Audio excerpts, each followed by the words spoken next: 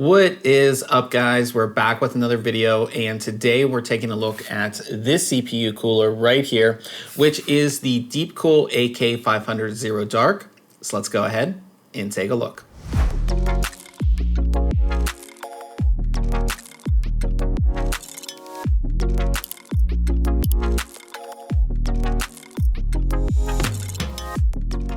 The AK500 Zero Dark is, of course, the dark version of the cooler. And what DeepCool has done is they have made everything all black. So the heatsink is black, the heat pipes are black, the fan is all black, even the fan clips are all black. That's gonna be really good because that's gonna match those super, if you want an really sleek all black build, this cooler is definitely going to match that really well. Now, if all black is not your thing, of course, DeepCool has the normal version of the cooler. And with a lot of their coolers, they also have a WH or white version that makes everything on the cooler all white. This is a single fan, single tower cooler that's gonna weigh in at 1,040 grams. Now I will say it is definitely on the larger side, not the largest cooler that I've reviewed, but it's definitely pretty big. So I'll go ahead and put the official dimensions like I always do, like right here. If we start at the front of the cooler, we have DeepCool's own FK120 120 millimeter fan. This fan spins between 500 and 1850 RPM with a max airflow of 68.99, max air pressure of 2.19, and a max noise level of 31.5 dBA. The fan does have rubber corners to cut down on vibration noise, and I really like the attention to detail on these as they have little design elements on them. Taking a look at the cooler from the side, we can see just how thick it is. The heatsink itself is 90 millimeters thick, and then when you have a fan installed, the total thickness of the cooler is 117 millimeters. Don't worry though, you'll still have 100% memory clearance. As we move around to the back of the cooler, we can get a better look at the heatsink. The heatsink features aluminum fins and has a matrix fin design, which not only looks good, but will help with heat dissipation. The top of the cooler is capped off and you'll find a small DeepCool logo on it, as well as those little design elements. Flipping the cooler over, we can get a better look at the heat pipes and base of the cooler. There are a total of 5 6 millimeter thick copper heat pipes that go up into the heatsink in a U fashion. These heat pipes have an offset design, which allows the cooler to have full memory clearance compatibility. As we look at the base of the cooler, it has a very nice finish to it, which will make good contact with your CPU. We're going to be doing our installation on an Intel Z490 system. So this installation will be pretty much the same across Intel's LGA 1150, 1151, 1155, 1200, and 1700 sockets. Starting off installation, you're going to want to take the backplate and affix it to the backside of your motherboard, lining up the pegs with the holes in your motherboard.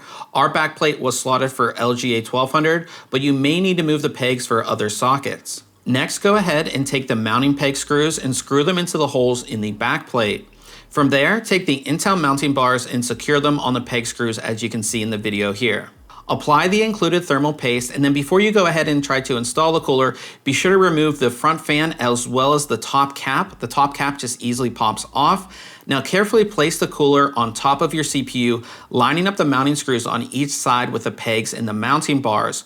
Once lined up, go ahead and screw in the front screw, then take the included screwdriver and put it down through the opening in the top of the cooler so you can access the other screw.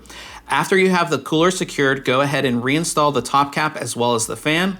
Be sure to plug the fan into the CPU fan header on your motherboard. With the cooler installed, we have 100% memory clearance, so if you do have RGB memory, it's not going to be covered up by the cooler. When it comes to testing, we measure both temperatures as well as noise levels. So here's a breakdown of the hardware in our test system.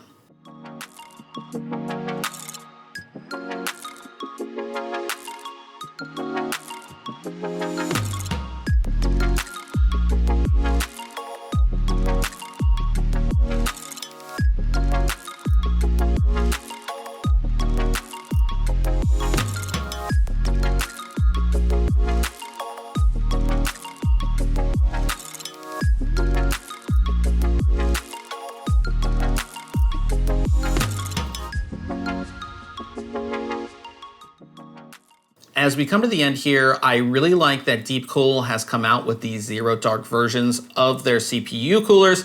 This allows you to really match the cooler with your build if you're going for that sleek kind of all black build. You have a cooler that's going to match pretty much perfectly. So again, they've made everything on this cooler all black. Heat sinks black, heat pipes are black, fan is black, even the fan clips are black. It's all blacked out, which I really like. But again, if you're not a fan of the all black look, they have the normal version of the CPU cooler, as well as WH versions of a lot of their CPU coolers. We actually reviewed the AK500 WH, and that cooler looks awesome being all white. So again, whatever kind of build you're doing, I think DeepCool has an air cooler that's gonna match that build, which I really like.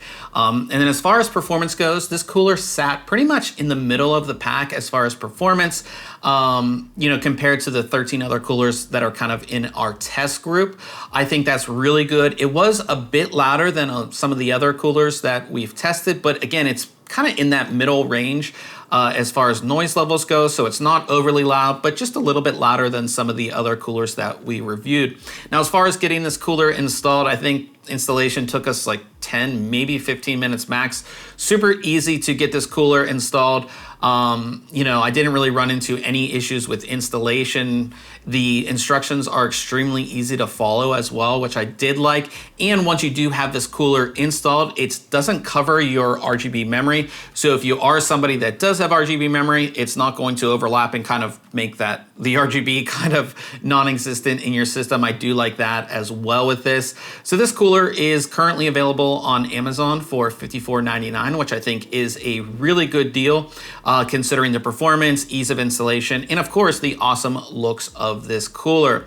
So if you have any questions about this cooler, go ahead and leave it in the comment section below. And if you enjoyed this video, I would appreciate it if you hit the thumbs up. We'll see you guys in the next video.